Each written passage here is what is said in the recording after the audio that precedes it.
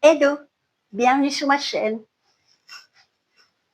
On se retrouve devant un super joli fond d'écran, ce qui permettra d'alléger un petit peu le sujet dont je veux vous parler aujourd'hui.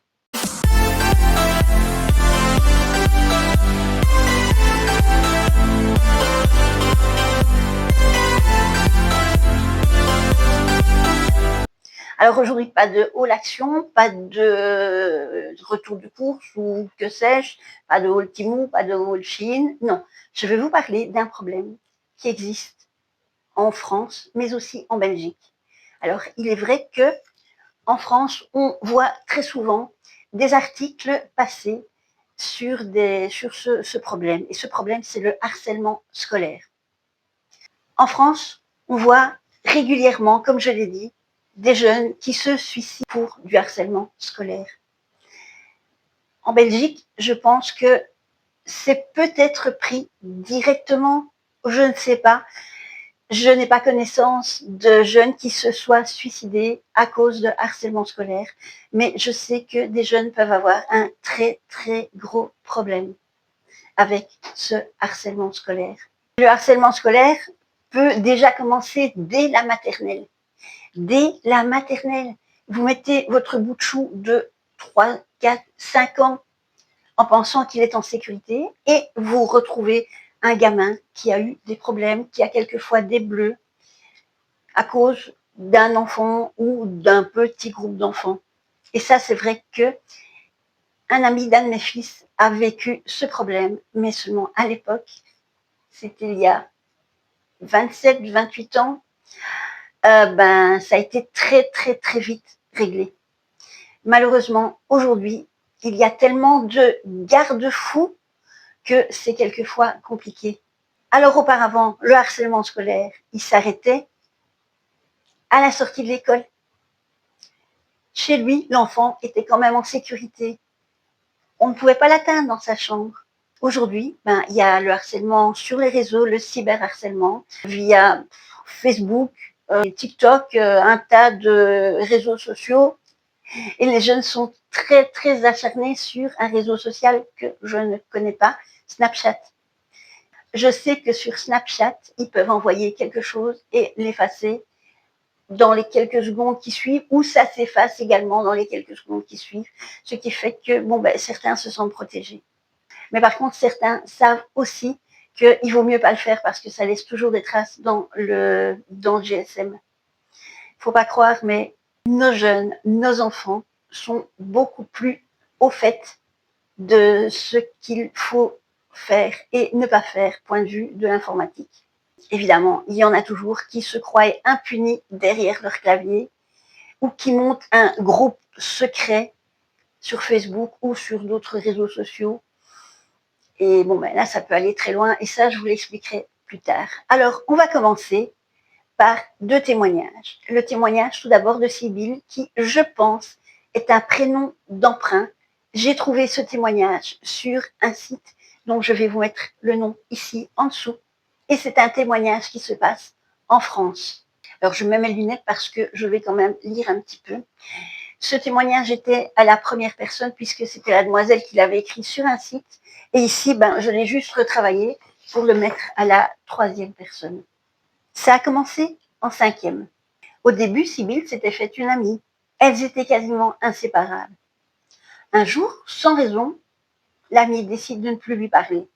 Puis, des rumeurs ont commencé à surgir à propos de Sybille et d'une prétendue addiction à l'alcool, ce qui était évidemment totalement faux. Toute sa classe s'est retournée contre elle. Elle ne savait pas quoi faire pour prouver que c'était faux. Il n'y avait pas moyen. Ses notes ont commencé à chuter. Elle a commencé une dépression. Et ça a continué ainsi jusqu'à la fin de l'année. La demoiselle ayant déménagé, Sybille reprend l'école. Elle entre en 4e. Tout se passe bien. Une autre fille devient son amie. Elle était sympa. Enfin, elle avait l'air sympa. Elle l'a également laissé tomber et a lancé une rumeur sur l'hygiène soi-disant déplorable de Sybille. Le pire, c'est que tout le monde adorait cette fille. C'était le style de petite demoiselle très jolie, très populaire, très sûre d'elle, qui plaît à tout le monde. Un petit peu, vous savez, comme les pestes populaires des films américains. Donc, forcément, personne n'écoutait, ne croyait Sibylle. Bref, forcément, personne n'écoutait, ne croyait Sibylle, mais tous préféraient croire la jolie demoiselle populaire qui avait lancé cette rumeur pour le fun. Sibylle avait une autre amie, mais qui n'était pas dans sa classe. Et cette amie était évidemment amie avec la demoiselle populaire. Donc, lorsque Sibylle se confiait et lui expliquait les soucis qu'elle avait sur ces rumeurs, etc., ben, elle n'était pas crue. Au final, elle se retrouvait seule face à ces moqueries. Au fil de l'année, elle s'est faite une autre amie, mais cette fois dans sa classe. C'est le propre de l'être humain d'essayer de nouer des contacts sociaux.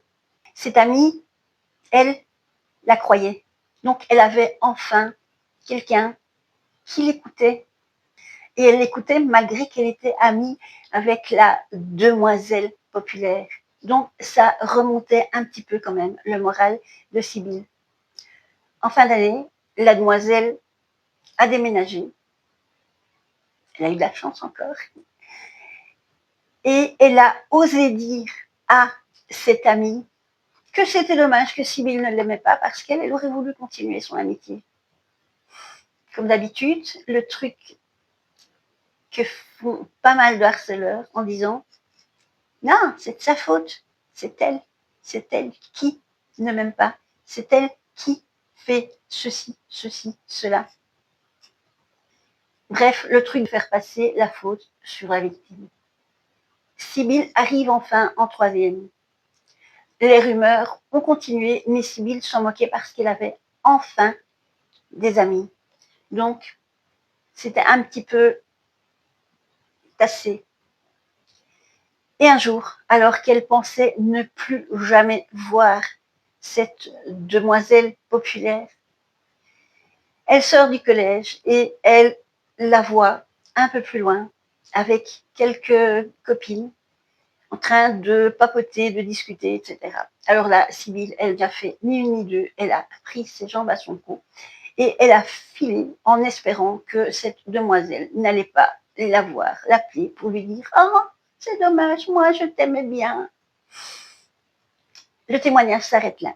Alors, sincèrement, je souhaite que tout s'est arrangé pour Sibylle. Certaines vont penser ben, il ferait mieux de mieux choisir ses amis, sauf que c'est jamais écrit sur le front si une personne est sympa ou pas. Et de toute façon, le propre de l'être humain, c'est soit de manipuler, soit d'être manipulable. Voici un autre témoignage. Ici, ce sera le témoignage d'un garçon, Thomas. Thomas est un jeune garçon, souriant, poli, très gentil, serviable, super chouette, mais il a du TDAH. C'est une pile électrique. Il est toujours super enthousiaste pour tout. En primaire, ses instituteurs le connaissaient, arrivaient à le canaliser. En secondaire, vous vous retrouvez avec 5, 6, 7 profs qui ont quelquefois une dizaine de classes et qui ne connaissent pas nécessairement les caractéristiques de chaque élève. Il est suivi, mais il a du mal à canaliser ce TDAH. Encore une fois, il n'y a aucune méchanceté, aucune agressivité. Il est juste très enthousiaste, très impulsif. Il va connaître une réponse, paf, il va la balancer sans penser qu'il faut lever le doigt. C'est en Belgique et donc il rentre en première secondaire. Il a 12 ans. Dans un premier temps, ça semble se passer pas mal. Il a tout un petit groupe qui habite le même coin que lui et qui fait le trajet en bus avec lui. Ils ont l'air plutôt sympas.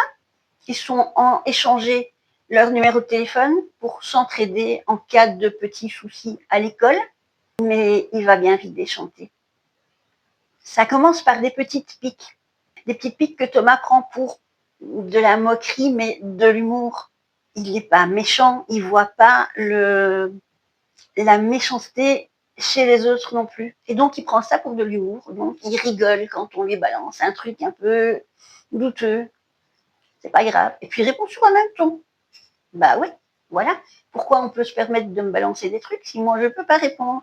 Donc, il répond sur le même ton. Puis, il commence à se sentir exclu de ce groupe qui, quand il arrive à l'arrêt de bus, vont plus loin. Donc, du coup, Thomas décide de ne plus aller vers eux à l'arrêt de bus, mais d'aller vers un autre bus, vers un autre banc, de s'asseoir et d'écouter sa musique dans son GSM, ou bien de prendre un bouquin et de lire. Mais ça s'appelait pas au groupe. Et après 2 jours, un des garçons, sur l'injonction d'une demoiselle, va commencer à le provoquer. Et ça marche pas. Et puis il lui dit, allez, non, on pourrait se battre pour s'amuser. Mais ça marche pas. Thomas n'est pas bagarreur. Il est très pacifique, malgré qu'il soit très impulsif. Donc il dit que non, que ça l'intéresse pas de se battre. Mais très vite, le groupe, pouf, arrive et il l'entoure. Et ils vont commencer à lui prendre ses affaires. Un lui pique son GSM, l'autre les écouteurs, l'autre son sac de cours, l'autre son sac de dîner et un autre le portefeuille.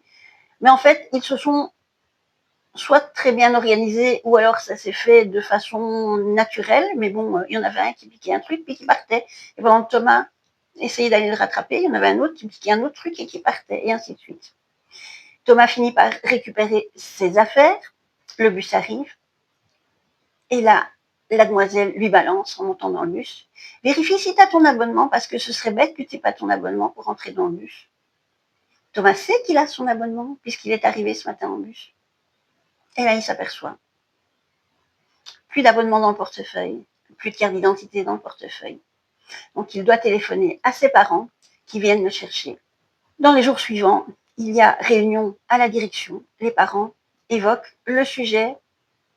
Les enfants seront apparemment contactés par la direction. Mais évidemment, ils se sont tous donné le mot pour donner une histoire différente.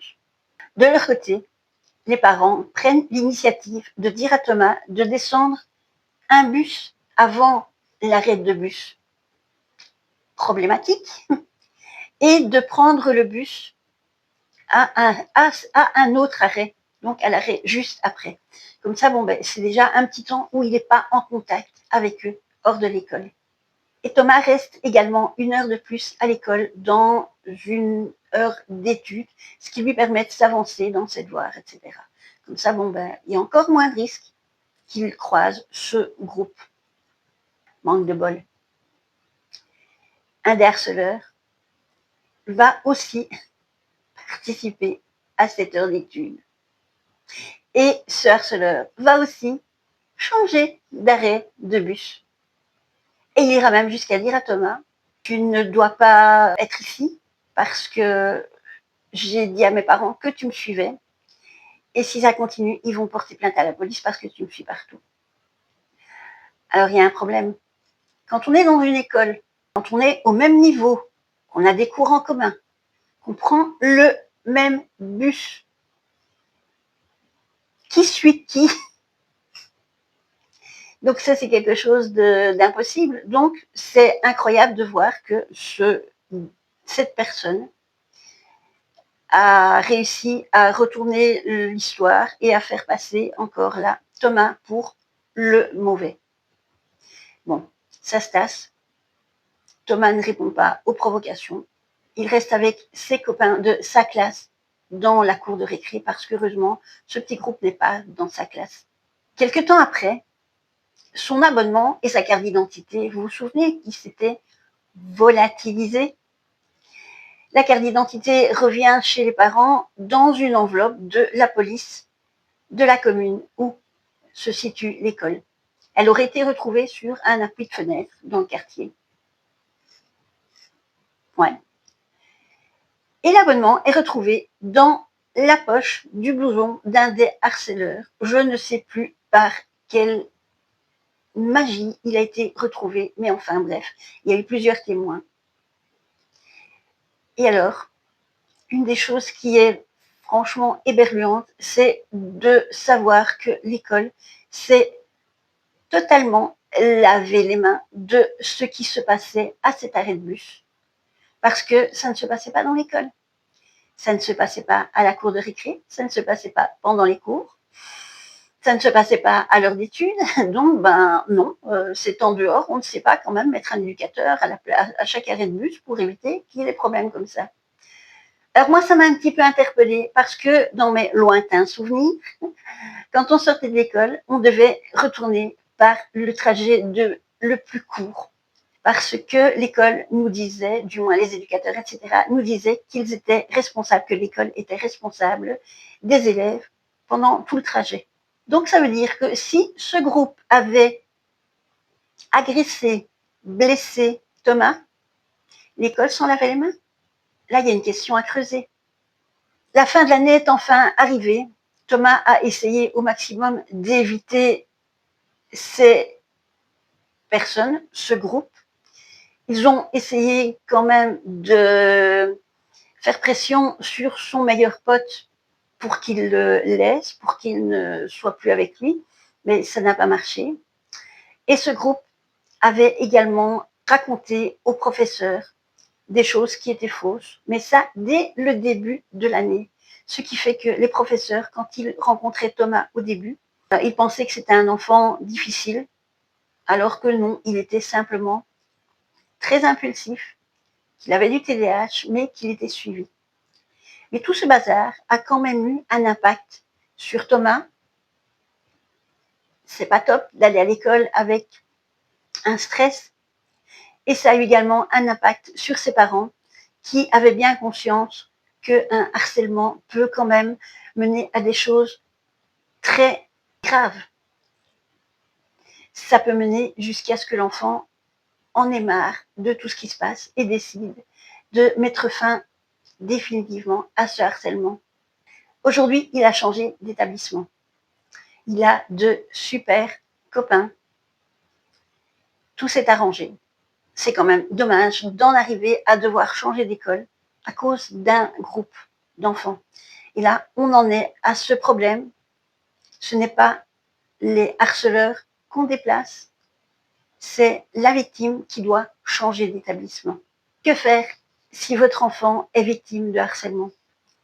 Ben, déjà, il faut établir une communication avec l'enfant. Il doit pouvoir se sentir libre de vous en parler et vous-même devez en parler.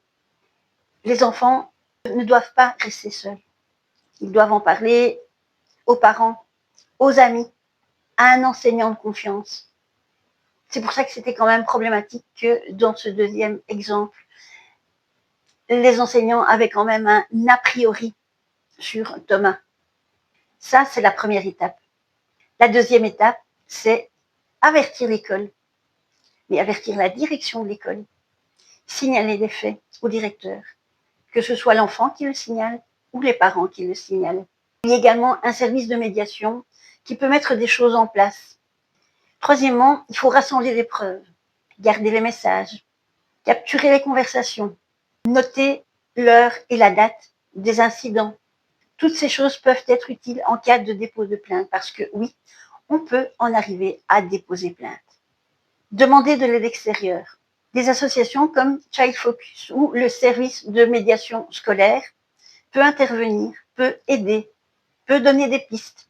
Il existe également des services d'écoute, et là où je vais lire directement pour ne pas me tromper, il existe le 103. Voilà, c'est pas difficile à retenir.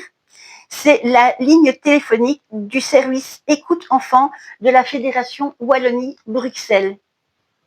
Et ce numéro est là pour les enfants victimes de ce problème.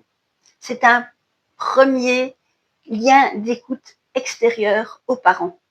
Il existe aussi le numéro, alors il est plus long celui-là, 0800 95 580. C'est le numéro d'écoute école pour la famille et les personnes travaillant à l'école. Donc là, les parents peuvent téléphoner pour demander des pistes à suivre. Je pense que le centre PMS peut également mettre des choses en place En plus de tout ça, les chefs d'établissement ont leur part de choses à mettre en place, à faire.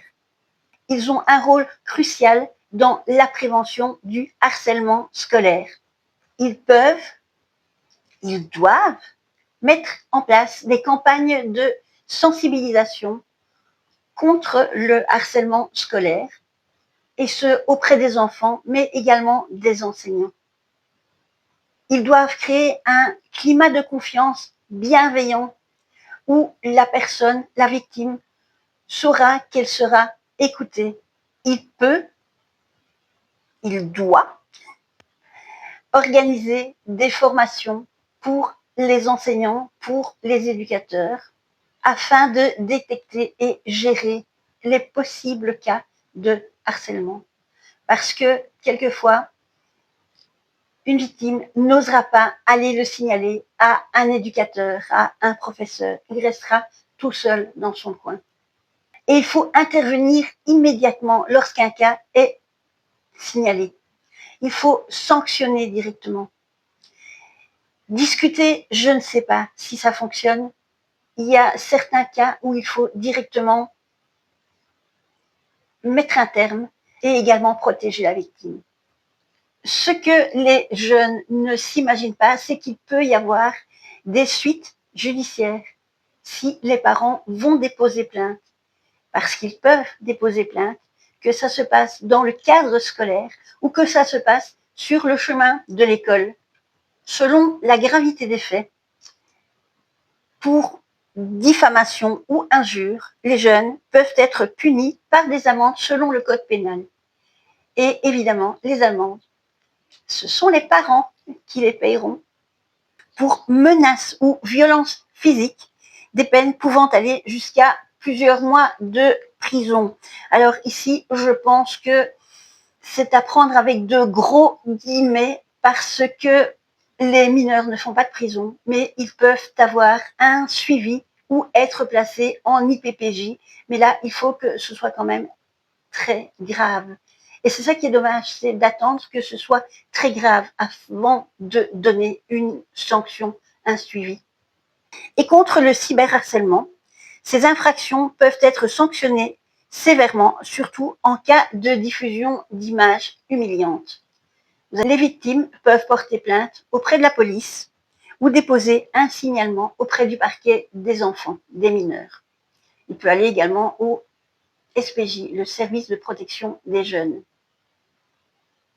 La justice peut alors mener une enquête et sanctionner les fauteurs. Conclusion, le harcèlement est un problème grave, que ce soit en France, en Belgique ou ailleurs. Mais il n'est pas une fatalité. Parler, alerter et agir sont les clés pour lutter contre ce fléau. Écoles, parents, élèves et autorités doivent collaborer pour offrir un encadrement et un apprentissage dans les meilleures conditions possibles. Voilà, alors ça a été donc un sujet un peu plus lourd cette fois-ci, mais c'est un sujet qui me tenait vraiment à cœur. Et bien sur ce, je vais vous laisser. J'espère que le sujet ne vous a pas semblé trop lourd, trop pesant. C'est un petit peu quelque chose de différent par rapport à tout ce que je fais d'habitude. Je n'ai pas pensé retirer mes lunettes. Voilà, alors je vous demanderai comme d'habitude de liker la vidéo, de vérifier si vous êtes abonné, de ne pas oublier de vérifier si vous avez bien mis la cloche de notification sur toutes et de me donner aussi des commentaires ici en dessous. Expliquez-moi si vous avez vécu ce genre de choses. Et bien sur ce, je vous laisse.